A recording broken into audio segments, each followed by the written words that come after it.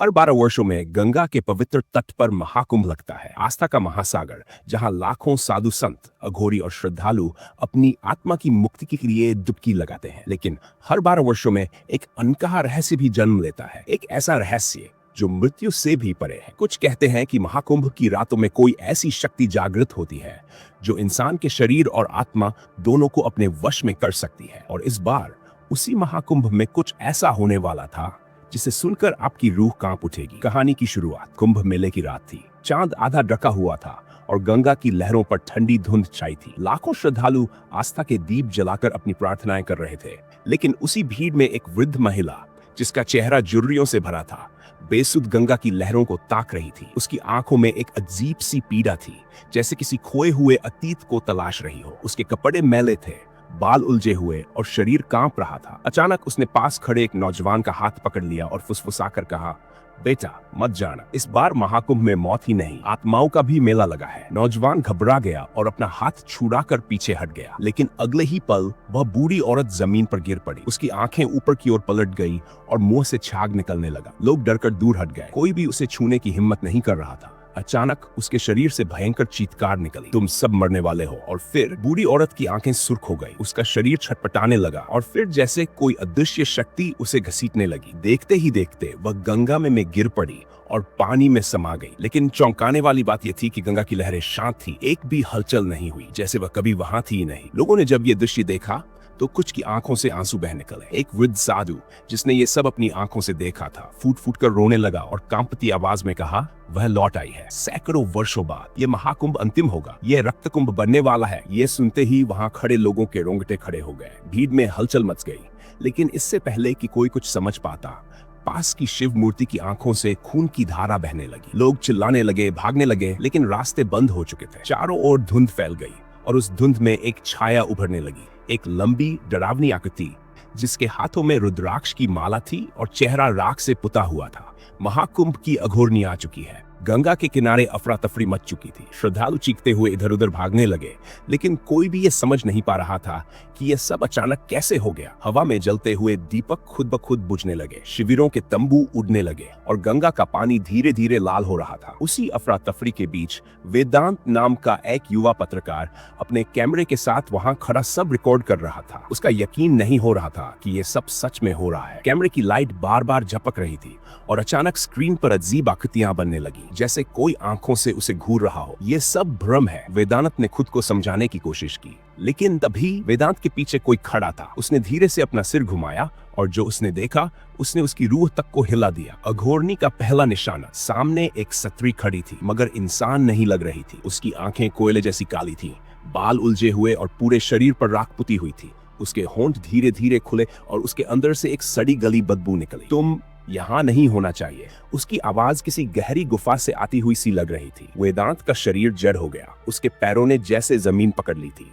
लेकिन उसने हिम्मत जुटाकर अपना कैमरा ऊपर किया और रिकॉर्डिंग चालू कर दी। तुम मुझे देख सकते हो, अघोरनी की आवाज और भयानक हो गई। वेदांत ने सिर हिलाकर हाँ कहा। तो फिर अब तुम मरने वाले हो। अचानक हवा में जोरदार हलचल हुई, चारों ओर राख उड़ने लगी। लोगों की चीखों के बीच अघोरनी ने अपना हाथ उठाया और जोर से वेदांत की ओर इशारा किया। वेदांत का पूरा शरीर अकड़ने लगा, उसकी आंखों में काले धब्बे उभरने लगे, जैसे कोई अदृश्य शक्ति उसे अंदर से चूस रही हो। उसने जोर से चिल्लाया, लेकिन उसकी आवाज दब गई। कुछ ही पलों में उसका शरीर जमीन पर गिर पड़ा, बिल्कुल निर्जीव। लेकिन वेदांत मरा नहीं था। उसकी आंखें खुली थीं, मगर उनमें कोई जीवन नहीं था। वेदांत की आत्मा उसके शरीर से अलग हो चुकी थी और अब वह देख सकता था उन आत्माओं को जो इस महाकुंभ में फंस चुकी थी। रहस्य गहराता जा रहा था। उसी समय एक बूढ़ा साधु, जिसे लोग अग्निदेव कहते थे, गंगा किनारे बैठे माला जप रहे थे। उन्होंने आंखें खोली और धीरे से बोले, जिसका डर था वही हुआ, वह जाग चुकी है। पास खड़े एक श्रद्धालु ने डरते हुए पूछा, कौन बाबा, कौन जाग चुका है? बाबा की आंखें लाल हो गई।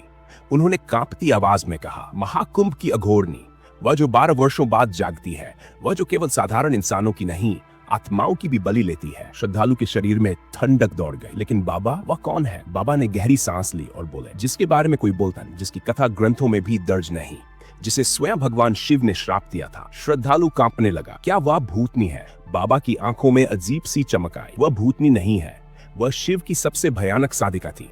लेकिन उसने कुछ ऐसा किया जिससे स्वयं शिव ने उसे शाप देकर मृत्यु और अमरता के बीच फंसा दिया। और अब बदला लेने आई है। श्रद्धालु के हाथ पैर सुन्न हो गए, लेकिन तभी गंगा के पानी में एक औरत की परछाई नजर आई। वह धीरे धीरे बाहर आ रही थी। उसके लंबे उलझे बालों से पानी टपक रहा था और उसकी आंखें किसी शिकार की तलाश में इधर उधर घूम रही थी। और जैसे ही वह पूरी बाहर आई, अचानक सब दीपक बुझ गए और चारों ओर एक गहरी भयानक चीख गूंज उठी। अब कोई नहीं बचेगा। गंगा के किनारे हजारों लोग थे, लेकिन कोई भी उस स्त्री की ओर देखने की हिम्मत नहीं कर पा रहा था।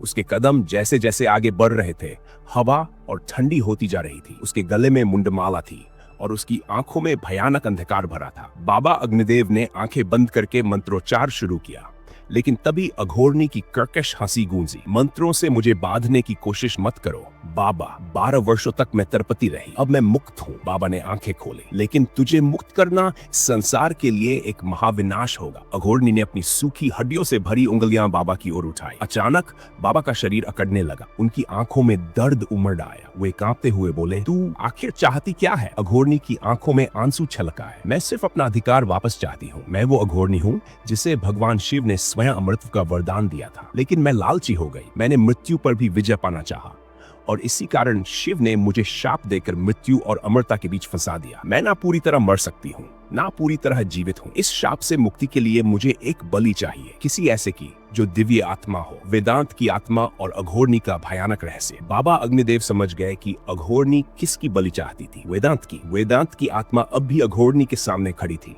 लेकिन उसकी आंखों में न कोई डर था, न कोई भाव। वह अघोरनी को टकटकी लगाए देख रहा था। बाबा ने जोर से कहा, नहीं, वेदांत को छोड़ दे, वह एक निर्दोष आत्मा है। अघोरनी ने सिर झटक दिया। इसीलिए तो मुझे इसकी आत्मा चाहिए। यह आत्मा पवित्र है। यदि मैं इसे अपने साथ जोड़ लूं तो मेरा शाप समाप्त हो जाएगा। गंगा की लहरें उग्र हो गई। पूरे आकाश में गूंजने लगी अघोरनी की मंत्र गर्जना। लेकिन तभी वेदांत की आत्मा मुस्कुराई। अघोरनी ठिठक गई। तू डर नहीं रहा? वेदांत ने धीरे से कहा, मैं डरता नहीं, क्योंकि मैं जानता हूं कि कोई भी शक्ति भगवान शिव से ऊपर नहीं। तुझे मुक्ति चाहिए, लेकिन क्या तुझे वास्तव में मुक्ति मिलेगी? अघोरनी चौंक गई। वेदांत ने अपनी आत्मा को एकत्र किया और जोर से मंत्र बोला, नमः शिवाय। अचानक पूरे वातावरण में दिव्य प्रकाश फैल गया। अघोरनी ने चीख मारकर अपने कान ढक लिए। उसकी देह से काले धुएं के बादल उठने लगे। वह जोर से चीखते हुए जमीन पर गिर पड़ी। नहीं, मैं फिर से कैद नहीं होना चाहती। बाबा अग्निदेव ने भी मंत्रों का जाप शुरू कर दिया। धीरे धीरे अघोरनी का शरीर राख बनने लगा। उसके हाथ पैर मिट्टी में धंस रहे थे। उसकी आंखों में पहली बार डर था। नहीं, मुझे बचा लो शिव, मुझे माफ कर दो। लेकिन समय पूरा हो चुका था। अग्निदेव ने आखिरी मंत्र बोला, हरी बटुकाय अब्दुधारणाय खुरु खुरु बटुकाय हरी। अचानक गंगा की लहरें ऊपर उठ गई और अघोरनी का शरीर उसमें समा गया। उसकी चीखें चारों ओर गूंज रही थी। धीरे धीरे वातावरण शांत हो गया। गंगा फिर से निर्मल हो गई। शिव मूर्ति की आंखों से बहता खून रुक गया। लोग जो डर से चिपके थे धीरे धीरे बाहर आने लगे। अंत या एक नई शुरुआत? बाबा अग्निदेव ने वेदांत के निर्जीव शरीर की ओर देखा। वेदांत की आत्मा गंगा की लहरों में खो चुकी थी, लेकिन उसके चेहरे पर शांति थी। श्रद्धालु बाबा के पास आए और पूछा, क्या अघोरनी खत्म हो गई? बाबा ने गहरी सांस ली और गंगा के जल को देखते हुए बोले, खत्म नहीं, वह केवल सो गई है। अगली बार जब 12 वर्षों बाद महाकुंभ लगेगा, हो सकता है वह फिर जाग जाए, क्योंकि यह संसार अच्छाई और बुराई का संतुलन है और जब तक संतुलन बना रहेगा, अघोरनी का भय बना रहेगा। गंगा की लहरें धीरे धीरे बह रही थी, लेकिन उन लहरों में कहीं एक अजीब सी हंसी छिपी हुई थी।